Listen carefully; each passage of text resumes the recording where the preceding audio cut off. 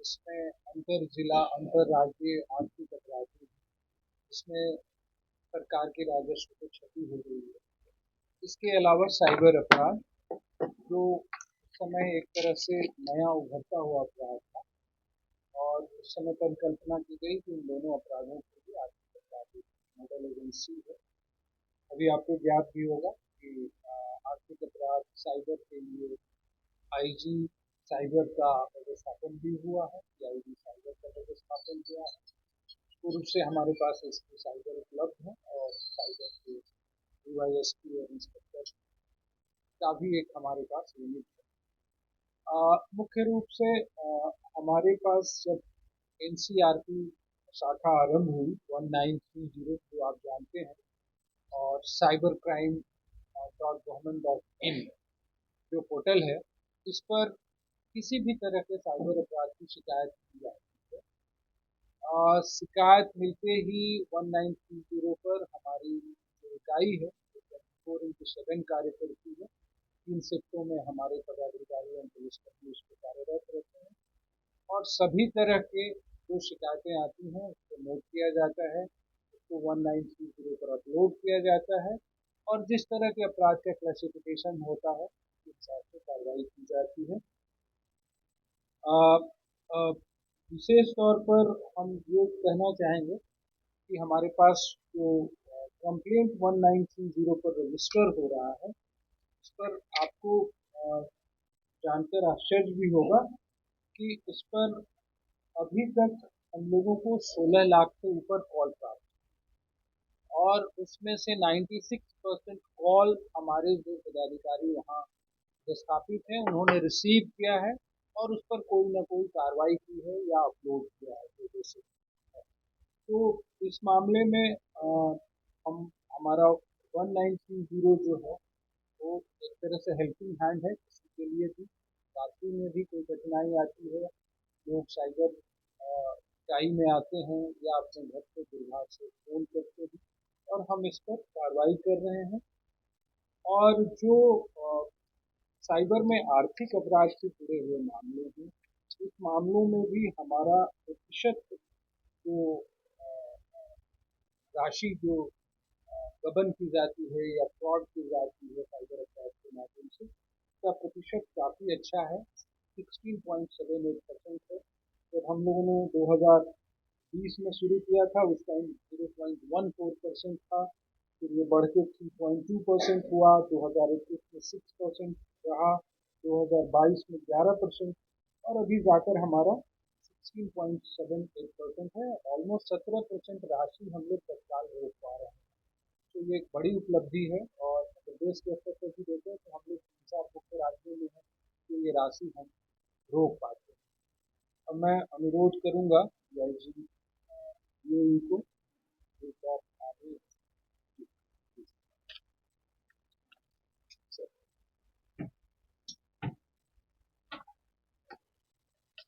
धन्यवाद सर।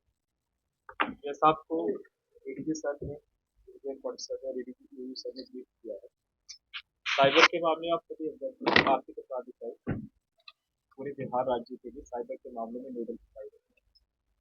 और साइबर के अपराधों में जो अप्रत्याशित वृद्धि है, मैं सिर्फ आपको एक आंकड़ा दूंगा कि 2021 से 2022 में रिपोर्टिंग में 92% की वृद्धि हुई, 2022 से 2023 में रिपोर्टिंग में 116% की वृद्धि हुई, और 2023 की बनस्पत 2024 में लगभग 45% की। तो इसको देखते हुए 2023 में सरकार के द्वारा महत्वपूर्ण कदम उठाए गए थे। सबसे पहले आर्थिक अपराध इकाई में, जैसा कि सर ने बताया, 1930 helpline call centre call centre की स्थापना की, और फिर माह 2023 में 44 साइबर थानों को राज्य सरकार के द्वारा अधिसूचित किया गया था प्रत्येक पुलिस जिला के। इसके बाद हम लोगों को साइबर अपराध के ऊपर अंकुश लगाने में बहुत ज़्यादा बल मिला। इसका मैं सिर्फ आंकड़ों में आपको बताऊंगा। फरवरी 2023, 26 फरवरी 2023 को कॉल सेंटर क्रियाशील हुआ था आर्थिक अपराध इकाई में।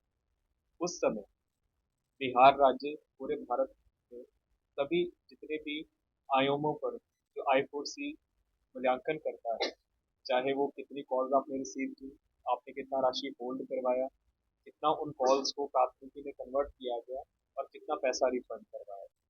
तो फरवरी 2023 में 28 राज्यों में से हम लोग 24 या 25वें स्थान पे थे, तो हर एक फायदा। उसके बाद इसका विश्लेषण किया गया और 24/7 जो 3 शिफ्ट वाला कॉल सेंटर है हम लोगों ने उसका शुरुआत की और 30 SIP लाइन वर्तमान में उसमें कार्यरत है। उसके बाद अब की स्थिति हमारी नवंबर के जो आंकड़े हैं, हम लोग जो कॉल प्रतिशत जितना हम लोग आंसर करते हैं शीर्ष 3 राज्यों में से है। राशि होल्ड करवाने में 60.78%। अभी हम लोग 5वें स्थान इस महीना पे रहे हैं, लेकिन बीच में हम लोगों ने 2 महीने लगातार टॉप भी किया। जून में और अगस्त में हम लोग शीर्ष 4 थे, पूरे भारत में हम लोग ने सबसे ज्यादा राशि होल्ड करवाई। उसके बाद प्राथमिकी दर्ज करवाने में जितना हम लोगों को रिपोर्ट होता है, बिहार तीसरे स्थान पर है पूरे देश भर में। होल्ड करवाने में हम लोग 12वें स्थान पर, रिफंड करवाने में 12वें स्थान पर है। उसका मुख्य कारण ये है कि प्रत्येक राज्य में हाईकोर्ट की अलग अलग प्रैक्टिस। बहुत से राज्यों में हाईकोर्ट के द्वारा एडमिनिस्ट्रेटिव साइड पे ऑर्डर निकला है कि बिना प्राथमिकी दर्ज किए हुए भी आप रिफंड के पैसा वापस करा सकते हो पुलिस के एक्शन रिपोर्ट पे। तो एक अच्छा पहल हुआ है जैसे हिमाचल प्रदेश में, तमिलनाडु में, और यहाँ पर भी हम लोग प्रयासरत हैं कि हम लोग माननीय उच्च न्यायालय से अनुरोध करके इस प्रकार का एक एडमिनिस्ट्रेटिव ऑर्डर निकालें। तो इस आयाम में भी फिर हम लोगों को बहुत सहयोग मिलेगा, जो हम लोग राशि होल्ड करवाते हैं वापस विक्टिम्स को करवाने के लिए। इसके बाद जो हम लोगों ने 44 थाना शुरू किए, उससे पहले लोगों को बहुत परेशानी होती थी कि कहाँ से साइबर अपराध के मामले दर्ज होने। और उसके बाद जो प्राथमिकी की संख्या है वो भी अच्छी है, लोगों को मालूम है, जानकारी है। और इसी कारण जो साइबर अपराधियों के विरुद्ध गिरफ्तारी का अभियान है वो भी हम लोग लगातार चला रहे हैं।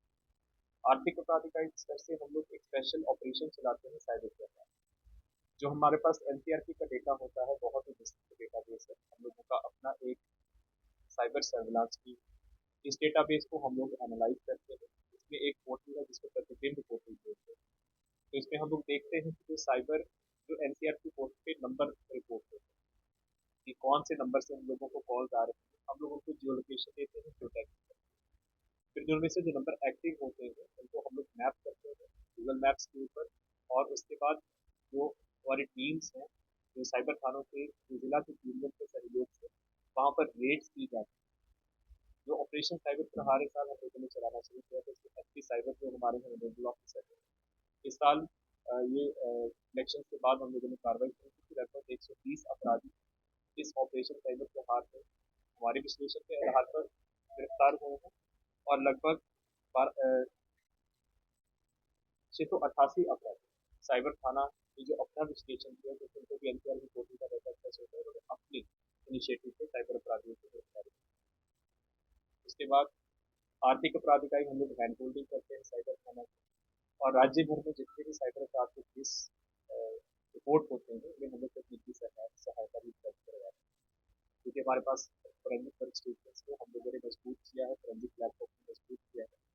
और अभी तक इस साल हम लोगों ने लगभग 2308 कांडों जो बिहार राज्य के विभिन्न थाना में प्रतिवेदित किए थे, हम लोगों ने तकनीकी सहयोग देके और अपराधियों तक पहुंचने सब संबंधित थाना की मदद करवाई है, उनकी गिरफ्तारी में सहयोग।